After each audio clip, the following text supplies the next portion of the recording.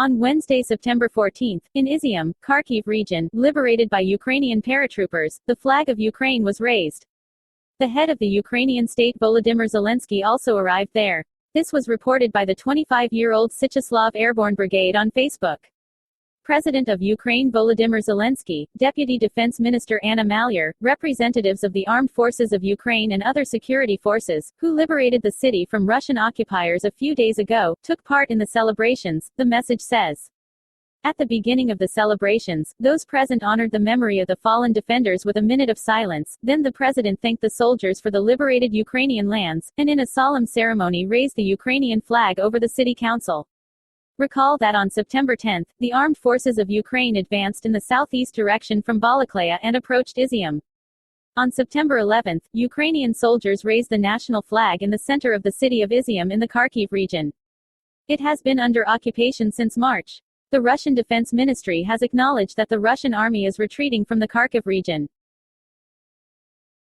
The amount of equipment that the Russian invaders left in the Kharkiv region is simply amazing. Andriy Kovalyov, press officer of the 112th Territorial Defense Brigade of the Armed Forces of Ukraine, spoke about this on the air of the information telethon. One gets the impression that the Russian occupiers simply abandoned all their heavy equipment and fled on foot, because the amount of equipment they left behind is simply amazing, he said. In the south and in the Kharkiv region, the counteroffensive of the Armed Forces of Ukraine, announced at the end of August, continues. According to President Volodymyr Zelensky, since the beginning of September, the armed forces of Ukraine have liberated about 2,000 square kilometers. The General Staff reports on dozens of de-occupied villages. On September 8, it became known that Balakleya had been taken under control. The Western media write about the release of raisins. The fighting continued in Kupiansk, an important railway connection of the occupiers. According to U.S. officials, there are signs that the current offensive could be an early stage of an offensive that could significantly push back Russia's front line. At the same time, the Ministry of Defense of the Russian Federation calls the withdrawal of troops from the Kharkiv region a regrouping. The defeated forces will allegedly be thrown into the Donetsk direction. At the same time, as of September 10, the invaders did not abandon their attempts to go on the offensive in the areas of 8 settlements in the Donbass. The attempts were resolutely repulsed by the armed forces of Ukraine. As the chairman of the Kharkiv OVA Oleg Senegubov said, as of September 11, 2022, the armed forces of Ukraine liberated about 40 settlements in the Kharkiv region. Subsequently, it became known that in certain sectors of the front, the defenders of Ukraine reached the state border with Russia.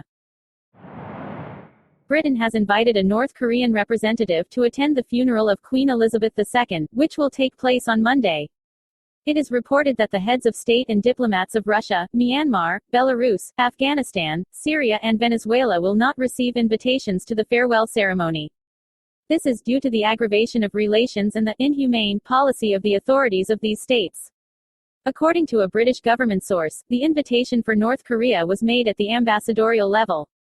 The funeral of Queen Elizabeth will take place in London on September 19, and a host of world leaders, members of the royal family and other dignitaries have already announced their attendance. Germany has handed over 4 more Gepard self-propelled anti-aircraft guns to Ukraine over the past week, bringing the total to 24. According to European Pravda, this follows from the data of the German government. Another 6 Gepard installations are being prepared for shipment to Ukraine. The Gepard self-propelled anti-aircraft artillery mount can fire 35 mm projectiles at a speed of up to 1,000 rounds per minute. In real conditions, she shoots in short bursts, adapted to the target. Earlier, the system's manufacturer trained Ukrainian soldiers in Germany on how to use the installations. In addition, 65 refrigerated medical supplies were handed over, in addition to the 2 previously handed over. In July, Germany also provided Ukraine with 3 M270 million Argentine pesos multiple launch rocket systems. In addition, 10 self-propelled howitzers Ps 2010. 5,000 shells were handed over to Kyiv in the summer. At present, Germany's military assistance to Ukraine is estimated at $1.2 billion. Recall that after the success of the counter-offensive of the Ukrainian Defense Forces, German political parties, including coalition ones, demand from the government to strengthen support for Ukraine with weapons, in particular, to transfer Leopard 2 tanks and Marder infantry fighting vehicles. Secretary of the National Security and Defense Council Alexei Danilov believes that the visit of the IAEA to the Zaporozhye nuclear power plant seized by Russian invaders did not bring proper results. As he stated in an interview with Wirtualna Polska, the world is ignoring the threat posed by the Russian takeover of the ZNPP. Danilov is disappointed with the results of the IAEA's visit to the Zaporozhye nuclear power plant, since the invaders did not take weapons and explosives from there and did not leave the power plant. Initially it was supposed that the mission would go to Energodar through Russia, but we protested. As a result, it got there through Ukraine, but we agreed that it would be accompanied by independent journalists. As a result, the press was not allowed, and the IAEA did nothing. Insist on maintaining these agreements, because the world should have information from independent sources. The world ignores the threat of the seizure of the Zaporozhye nuclear power plant, the Secretary of the National Security and Defense Council of Ukraine emphasized. He is outraged that the world community does not see the scale of the possible tragedy, which could lead to the actions of the Russian occupiers. How much evil and misfortune the Russians still have to do for the world to finally see this? In 2008, Russia took away part of the territory of Georgia, and everyone did not attach any importance to this. In 2014, she annexed Crimea, the reaction was similar. A few months later, she killed 298 people flying in a Malaysian Boeing 777. These are the consequences of connivance with terrorists.